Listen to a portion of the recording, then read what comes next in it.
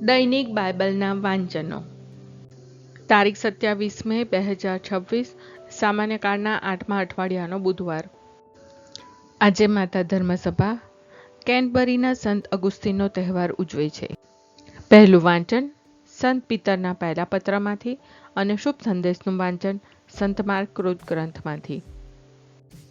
પહેલું વાંચન સંત પીતરના પહેલા પત્રમાંથી, અધ્યાય 1, કલમ 18-25. પરંપરા પ્રાપ્ત વ્યર્થ જીવન પદ્ધતિમાંથી તમને મુક્ત કરવા માટે કેવી કિંમત ચૂકવાઈ છે તે તમે જાણો છો. સોના રૂપા જેવી નશ્વર વસ્તુઓથી નહીં, પણ નિર્દોષ અને નિષ્કલંક ઘેટાના જેવા ખ્રિસ્તના મોંઘા મૂલા બલિદાનથી તમે મુક્ત થયા છો. ઈશ્વરે ઈસુને પસંદ તો સૃષ્ટિના આરંભ પહેલાં કરી મૂક્યા હતા, પણ તમારે ખાતર તેમને પ્રગટ કર્યા છેક આ છેલ્લા યુગમાં. તેમની મારફતે જ તમે તેમને મરેલામાંથી સજીવન કરનાર અને મહિમા બક્ષનાર ઈશ્વર ઉપર શ્રદ્ધા રાખતા થયા છો, અને તેથી તમને ઈશ્વર ઉપર શ્રદ્ધા અને આશા છે. હવે તમે સત્યની આણ માથે ચડાવી છે અને તમારા અંતરને શુદ્ધ બનાવ્યા છે.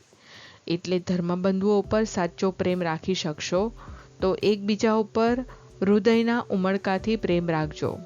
તમે નશ્વર નહીં પણ અવિનશ્વર બીજ મારફતે ઈશ્વરના જીવંત અને શાશ્વત શબ્દ દ્વારા નવો જન્મ પામ્યા છો. શાસ્ત્રમાં કહ્યું છે તેમ માનવ માત્ર વગડાના છોડ જેવો છે. તેનો બધો વૈભવ છોડના ફૂલ જેવો છે. છોડ સુકાઈ જાય છે, ફૂલ ખરી જાય છે, પણ પ્રભુની વાણી સદાકાળ ટકી રહે છે. અને આ વાણી એટલે તમને સંભળાવવામાં આવેલો શુભ સંદેશ. આ પ્રભુની વાણી છે, તે આપણો આધાર છે.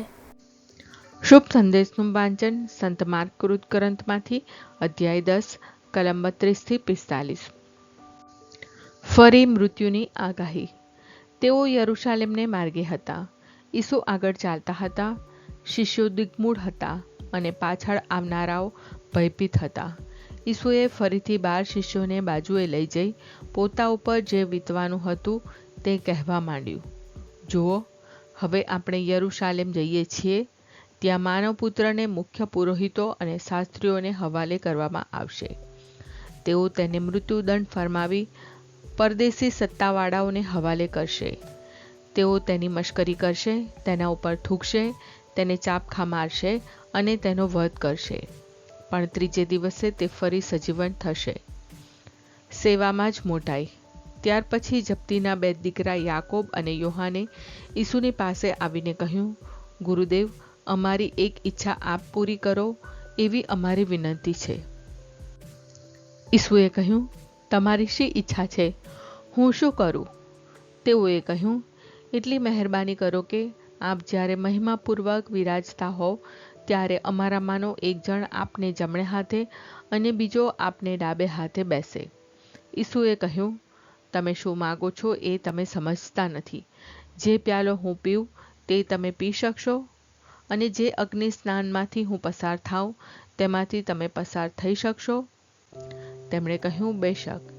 ઈસુએ કહ્યું, હું જે પ્યાલો પીઉં તે તમે પીશો, અને હું જે અગ્નિ સ્નાનમાંથી પસાર થાઉં તેમાંથી તમે પણ પસાર થશો, એ ખરું. પણ મારે ડાબે હાથે કે જમણે હાથે બેસવાનો અધિકાર આપો એ મારા હાથની વાત નથી. એ સ્થાન તો ઈશ્વરે નક્કી કર્યું હશે તેમને જ મળશે. બાકીના 10 શિષ્યો આ વાત સાંભળીને યાકોબ અને યોહાન ઉપર રોષે ભરાયા. ત્યારે ઈસુએ બધા શિષ્યોને પાસે બોલાવીને કહ્યું, તમે જાણો છો કે દુનિયામાં જેઓ રાજકર્તાઓ ગણાય છે તેઓ લોકો ઉપર દોર ચલાવે છે અને તેમના આગેવાનો તેમને દબાવે છે. પણ તમારામાં એમ ન થવું જોઈએ. તમારામાં તો જે કોઈ મોટો થવા ઈચ્છતો હશે તેણે તમારો સેવક થવો પડશે, અને જે કોઈ તમારામાં પહેલો થવા ઈચ્છતો હશે તેણે બધાના ગુલામ થવું પડશે. કારણ ખુદ માનવપુત્ર સેવા લેવા નહીં, પણ સેવા કરવા અને સૌની મુક્તિ માટે પોતાનું જીવન અર્પી દેવા અવતર્યો છે.